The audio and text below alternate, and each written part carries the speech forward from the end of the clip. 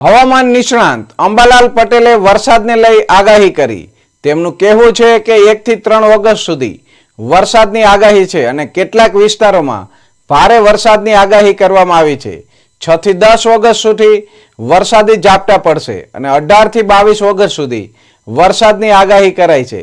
સૌરાષ્ટ્ર, દક્ષિણ અને મધ્ય ગુજરાત વરસાદની આગાહી કરાઈ છે। અંબાલાલ પટેલનું વધુમાં કહેવું છે કે હજી વરસાદની નવી સિસ્ટમ બની નથી। નવી વરસાદની સિસ્ટમ બનશે એટલે ભૂક્કા કાઢી નાખતો વરસાદ પડી શકશે।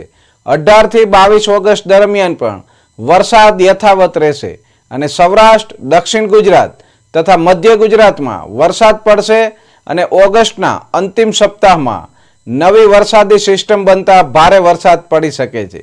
બંગાળના ઉપસાગરમાં સિસ્ટમ બનતા ભારે વરસાદની આગાહી કરવામાં આવી છે। હમણાં લગભગ સૌરાષ્ટ્રના ઘણા ભાગમાં વરસાદ ઓછો છે, કેટલાક ભાગમાં વધુ વરસાદ છે, કેટલાક ભાગમાં વધુ વરસાદ હોવા છતાં નજીકના લગભગ 15, 16, 17 કિલોમીટરની અંદર પણ અમુક ભાગમાં વરસાદ ઓછો છે। કેટલાક કૃષિભાઈઓ વરસાદની રાહમાં છે। ત્યારે વરસાદ અંગે જોઈએ તો આ ઓગસ્ટ માસમાં ભારેથી અતિભારે વરસાદ થવાની શક્યતા છે। લગભગ સૌરાષ્ટ્રના કેટલાક ભાગમાં પૂરની સ્થિતિ રહે અને ગુજરાતના પણ કેટલાક ભાગમાં પૂરની સ્થિતિ રહે તેવો વરસાદ થવાની શક્યતા રહેશે। જો કે સઘળા ભાગમાં ભારે વરસાદ નહીં પડે, જ્યાં વરસાદ ચડશે ત્યાં પડશે તેવો વરસાદ રહેવાની શક્યતા રહેશે। કારણ કે લગભગ તારીખ 13, 14 અને 15 ઓગસ્ટ આસપાસ MJO જે સમુદ્ર પેરામીટર છે તે ઓસિલેશન, વૈશ્વિક ઓસિલેશન છે, એ ઓસિલેશન લગભગ દેશના ભાગોને તારીખ 13, 14, 15માં પ્રભાવિત કરે તેવું છે અને તે પછી સિસ્ટમો મજબૂત થવાની શક્યતા રહેશે। આથી લગભગ હમણાં તારીખ 1, 2 અને 3માં રાજ્યના છૂટા ભાગોમાં વરસાદ થવાની શક્યતા રહેશે। આશ્લેષા નક્ષત્ર વરસાદ જ્યાં ચડે ત્યાં પડે, કહેવાય છે કે આશ્લેષા ચડી તો ચડી અને ફગી તો ફગી, એટલે આશ્લેષા નક્ષત્રમાં જો એકદમ ભારે વરસાદ થવાની શરૂઆત થઈ જશે તો પછી એ નક્ષત્ર ભારે વરસાદથી જ વરસ છે અને આ નક્ષત્રના ભેજથી ભાલના જે સૂકવાના ઘઉં છે તેના માટે ભેજ જતો નથી।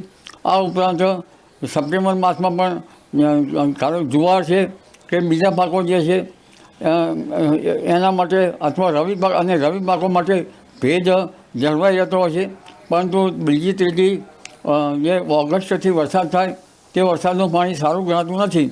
એટલે કૃષિભાઈઓએ વરાપ થઈ કૃષિ કાર્યો કરવા સારા, નહીંતર લીલામાં કાર્ય કરવા જતાં લગભગ પાક પીળો પડી જવાની શક્યતા રહે। હવે વરસાદ અંગે જોઈએ તો તારીખ 18 થી 22, 23માં સારો વરસાદ થવાની શક્યતા છે। ઘણા ભાગોમાં વરસાદ થવાની શક્યતા છે, પરંતુ ઉલ્લેખનીય છે કે બંગાળ ઉપસાગરમાં ઓગસ્ટના છેલ્લા સપ્તાહમાં એક મજબૂત સિસ્ટમ બની રહી છે અને આ સિસ્ટમ લગભગ મધ્યપ્રદેશના ગુજરાતના ભાગોમાં આવવાની શક્યતા રહે છે। અરબી સમુદ્રમાં પણ એક ડિપ્રેશન બનવાની શક્યતા રહી શકે, કદાચ લો પ્રેશર બનવાની શક્યતા રહે, કદાચ ડિપ્રેશન બની શકે, જેના કારણે સૌરાષ્ટ્રના કેટલાક ભાગોમાં ભારેથી અતિભારે વરસાદ થવાની શક્યતા છે અને કેટલાક ભાગમાં નાની નદીઓમાં પૂર આવવાની શક્યતા પણ રહે। આ અરસામાં તાપી નદીનું જળસ્તર પણ વધવાની શક્યતા રહે। નર્મદા બંધની પાણીની ઊંચાઈ જે છે એ સરદાર સરોવરમાં પાણીની આવક થાય, નર્મદા પણ 2 કાંઠે થવાની શક્યતા રહે। ગંગા જમુનાના જે નીર છે એ પણ વધવાની શક્યતા રહે। એટલે આ વરસાદનું વહન જે છે એ ઓગસ્ટના પાછલા સપ્તાહમાં મજબૂત આવી રહ્યું છે, પરંતુ ઓગસ્ટમાં લગભગ 22, 23 ઓગસ્ટ પછી જે વરસાદ થતો હોય છે ત્યાં વરસાદ જ્યાં ચડે ત્યાં પડતો હોય છે। એટલે આ વખતે કાળા ડુમ્મર વાદળા જ્યાં ચડી આવશે તે ભાગમાં ભારે વરસાદ થવાની શક્યતા રહેશે। જી।